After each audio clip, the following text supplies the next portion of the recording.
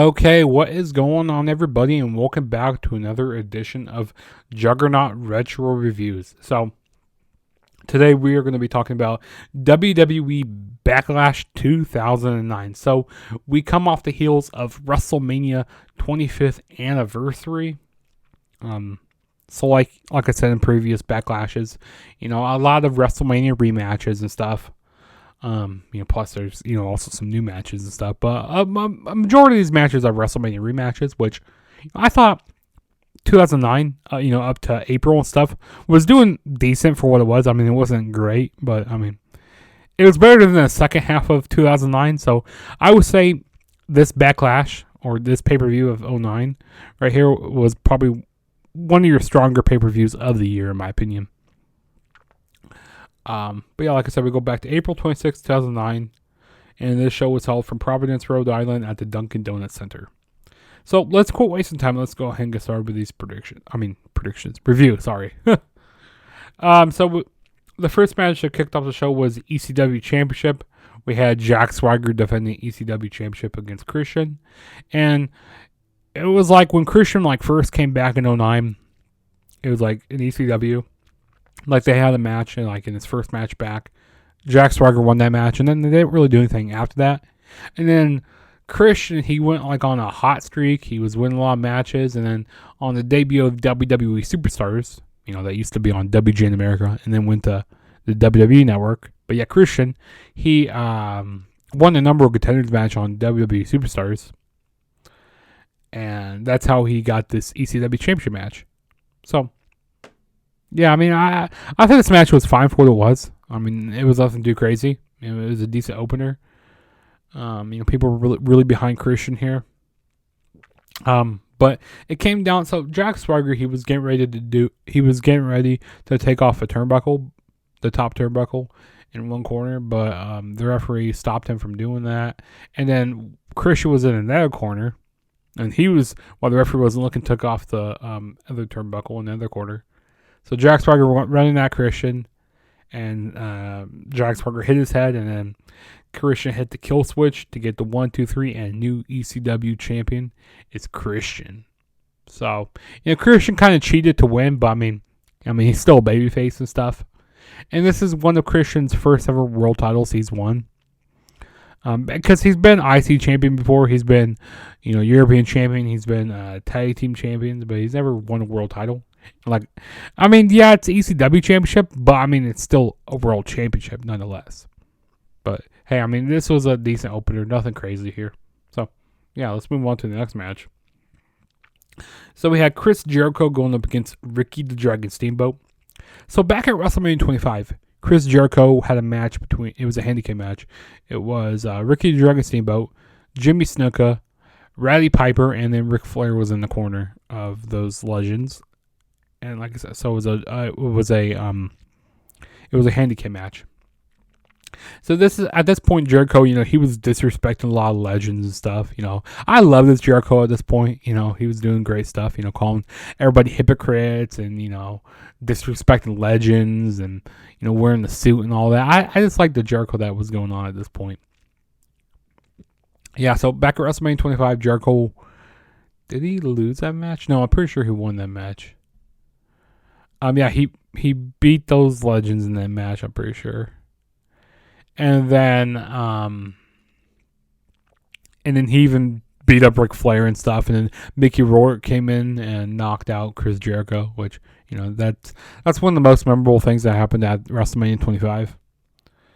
But yeah, so they had Jericho and Ricky Dragon Steamboat here, which wasn't really a really big feud and stuff, but hey, I gotta say, Ricky Dragon Steamboat at this age that he was working, he was doing pretty good. He was doing pretty good stuff in the ring. He hit a pretty nice he hit a nice cross body in the ring. Jericho, he carried the match pretty good. Jericho ended up winning by the Walls of Jericho.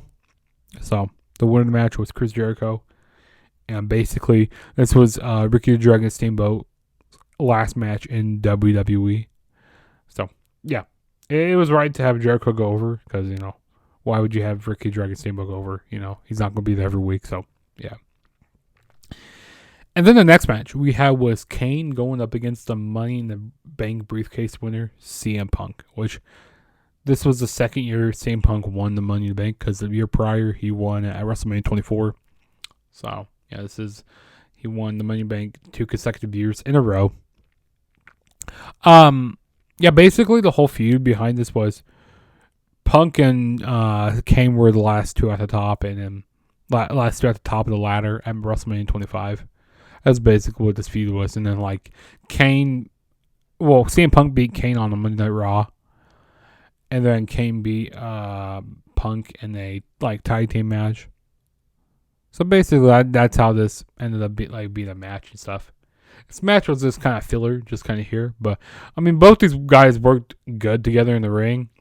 Punk was doing some nice strikes on Kane and stuff during the match.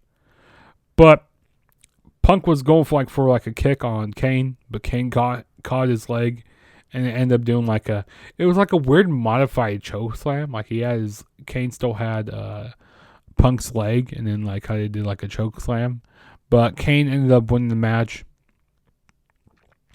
And of course, CM Punk would end up having the match at the following pay-per-view, Judgment Day, and then it blews into Umaga, and then of course at Extreme Rules,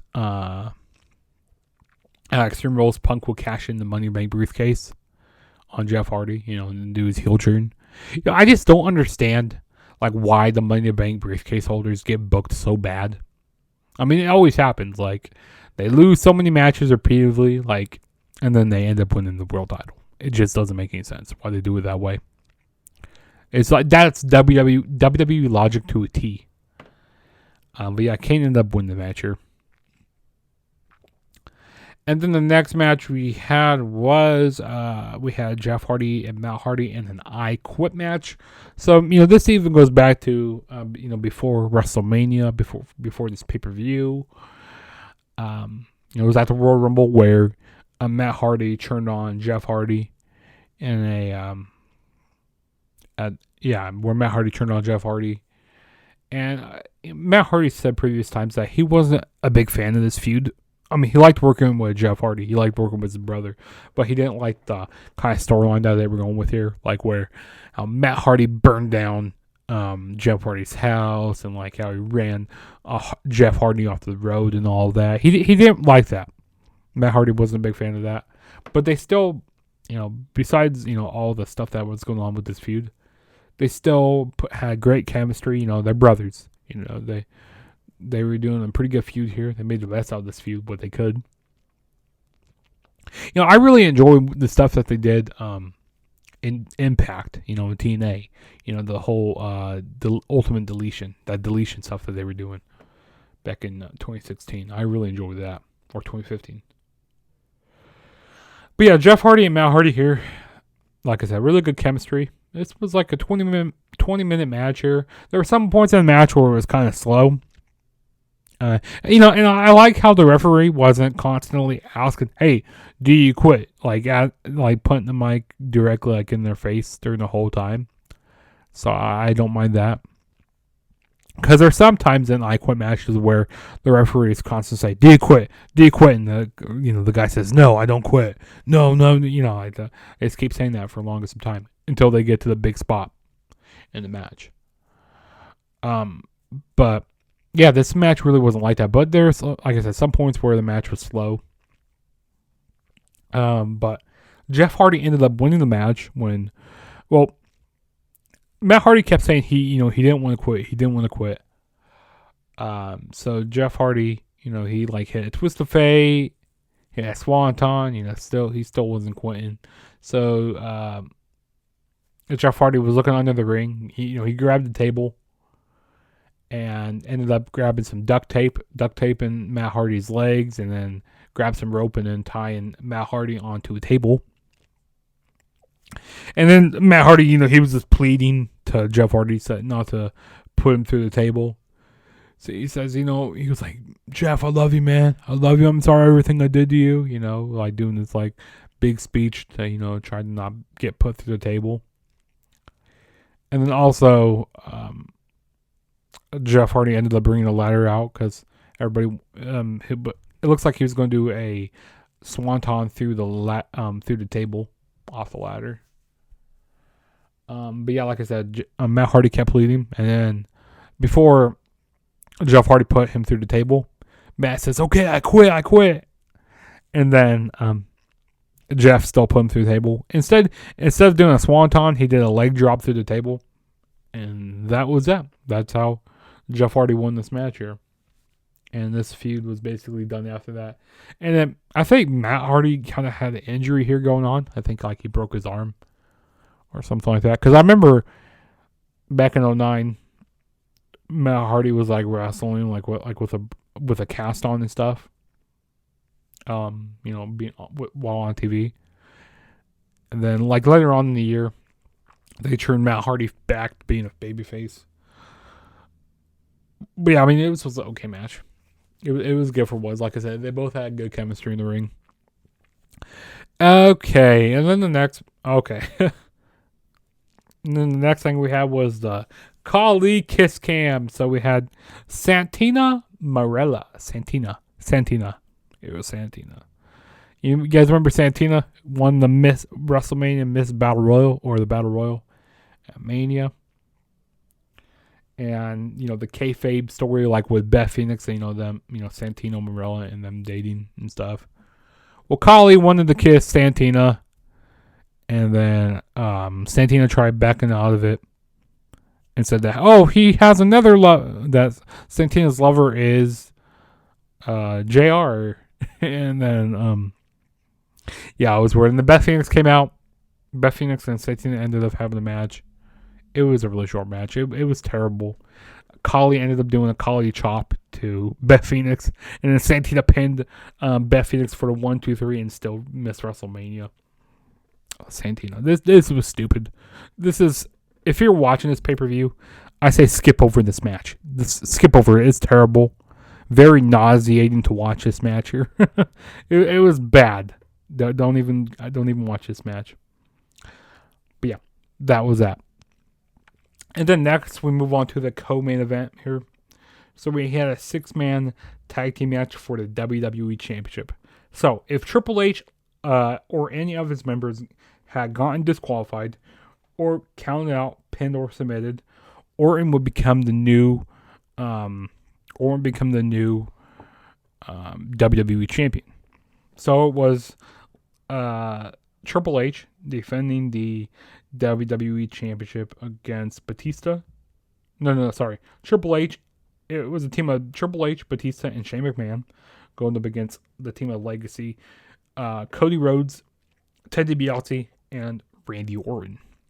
So, this is time, Randy Orton was doing this whole legend killer type of stuff, where he was putting people's heads off left and right, He punted Vince's head off, and then he gave Stephanie that DDT, and then sealed it with a kiss and all that.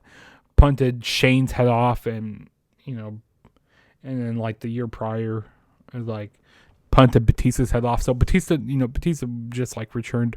It was like after Mania. It was like it was after Mania where Batista returned, and he wanted to get revenge on Randy Orton and all that. And Shane, he wanted to get revenge for getting punted in the head. And then, of course, Triple H, after everything that's happened to the McMahons and all that, wanted his revenge. So, yeah, this was a, pretty decent match what it was. I mean, the match started out really hot. Randy Orton ended up running back to the backstage. Triple H chased Randy Orton backstage. So it ended up being like a 3-on-2 match for a little while. Shane got dominated a lot in this match. This Legacy kept Shane in the corner. And then there was one point where Randy Orton came out and rammed Batista's head into a ring post, and then Legacy basically took control the rest of this match and stuff. And of course, we had like a big hot tag where Triple H came in, dominated for a while. Looks like Triple H was gonna retain the WWE Championship. But Batista, his hot head was getting to him. He brought a steel chair. He was going to use it, like on Legacy. But Triple H said, don't use it, or, because if Batista used it, then he would get disqualified. I mean, but then Legacy, you know, they were using it, but while the referee's back was turned. So, you know, Batista, you know, wanted to get revenge there. But as Randy Orton, as Triple H was distracted, Randy Orton had RKO, but then Triple H kicked out of that and then did a punt on Randy Orton to get the 1-2-3. So new WWE champion is Randy Orton. So the team of Legacy won this match here. So yeah, definitely it was definitely a solid match here. So yeah, Randy Orton became the new WWE champion.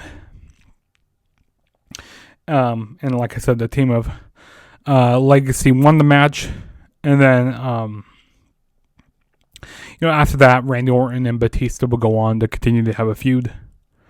Which, you know, Randy Orton, he ended up retaining at Judgment Day, and then it was like he cheated to win at Judgment Day. And then it was at Extreme Rules where Batista won the WWE Championship, and then Batista got injured again, which Batista, you know, he was very injury prone and stuff, which is very unfortunate. So he was injured for a while, and then also Triple H got injured. Well, they rid off Triple H for a while, and he ended up coming back like at the July pay-per-view, which was the Bash. Or was it June? It was July or June, I can't remember. But it was the Bash 2009. Ended up coming back and having a 3 stages of hell match with you know, Randy Orton. And I'm pretty sure that's when Triple H won the WWE title back. But yeah, like I said, it was a fun match. I really enjoyed it for the most part. And then we had the main event, which it was for the World Heavyweight Championship. John Cena was defending the title against Edge in a last man standing match. So, you know, we all know Edge and John Cena. You know, they had, you know, during this time, or, you know, during from 2006 to 2009, you know, they had many, many matches over the years. Great matches. This is probably one of, John Cena's best opponents is Edge. These guys put on great feuds. And Edge won his first world title against Cena by cashing in the Money in the Bank briefcase in 2006. So yeah, we basically have Cena and Edge in this last man standing match, which I thought this match was fun. And this match was good. You know, there were some points where Edge, he was really dominant in this match. You know, and of course Cena did his there wasn't a whole lot of weapons used in this match. I mean, there were some weapons used, but there really was a whole lot of weapons used. I mean, the first bit of this match was kind of slow. And then when they started bringing in foreign objects, it started getting better. You know, there were points where they were both Irish whipping each other into the steel steps. And I believe this was one of the first times that John Cena ever threw the steel steps. Because I thought he started doing that in 2014, 2015. I thought that's when he started throwing the steel steps. But I believe here at Backlash 09, I believe this is when Cena first threw the steel steps outside the ring to his opponent. Which I always think it's hilarious when Cena does that. You know, like I said, there were many close calls in this match where, you know, one person gets up before the 10 count. You know, it kind of reminds me of I Quit matches or submission matches, you know.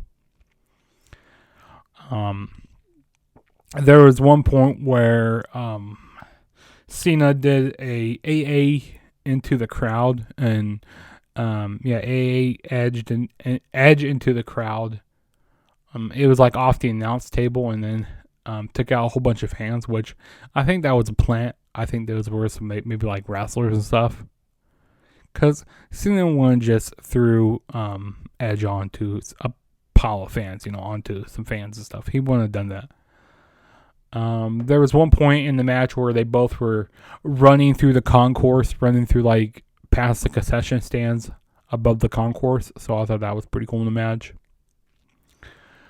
You know, like I said, a lot of close calls. But they were basically, I was just waiting for that big moment. Like, okay, who's gonna be taking that big spot where they can't get up to the count of 10? So Cena, he was getting ready to go. They were fighting at the top of the stage, and Cena, he was getting ready to do an AA off the stage to Edge, but Big Show ended up coming out, taking out John Cena, and there was this big spotlight, kind of like off the stage and stuff, and Cena gets thrown into the spotlight. The spotlight explodes. Pyro goes everywhere. I don't know how Cena survives all this pyro and there's a big fire and stuff. So Cena gets thrown into the spotlight and he's unable to get up to the count of 10. So the new World Heavyweight Champion is Edge. Which, Cena didn't win clean. Edge didn't win cleanly here. Cena, he was always, so there were some times where, in a lot of Cena's feuds, if he didn't win the rivalry, he didn't. His opponent didn't win cleanly. That's how Cena's feuds win a lot. But yeah, Cena ended up losing to Edge, and Edge become the new World Heavyweight Champion. And then after this, Cena and Big Show would end up having a feud for the next few pay-per-views. It was at Judgment Day 2009, and then at Extreme Rules they would have a match.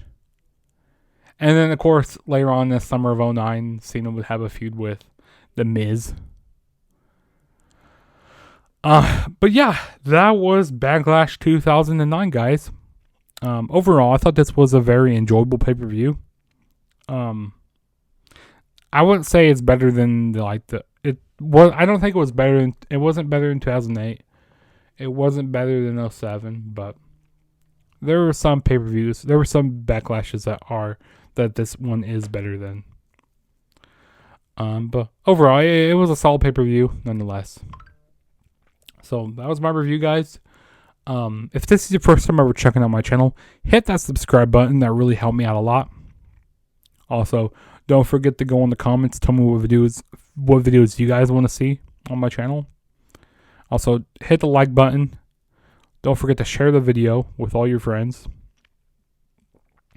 And also turn on my notification bell to be notified every time I make a new video. And like I said, I'm on the road to 600 subscribers. So let's get me up to that 600 subscribers. And some videos I got coming up for you guys. So I'm going to be doing a stream tonight for WWE Backlash 2016 with Leo and Tino's time. So stay tuned for that. And then next week is Backlash 2023, which I'll be doing predictions next week. And I got some more retro backlashes to review. So stay tuned for that. But yeah, this was my Backlash 09 review. If you guys haven't ever watched the show, the matches I definitely recommend checking out are the 6-man tag team match. I recommend checking out the I Quit match. I Quit match is fun. And the main event. Check out those 3 matches on this show. Overall, like I said, it was a very solid show. But this is your boy Juggernaut saying peace out, and I will catch you guys in my next video.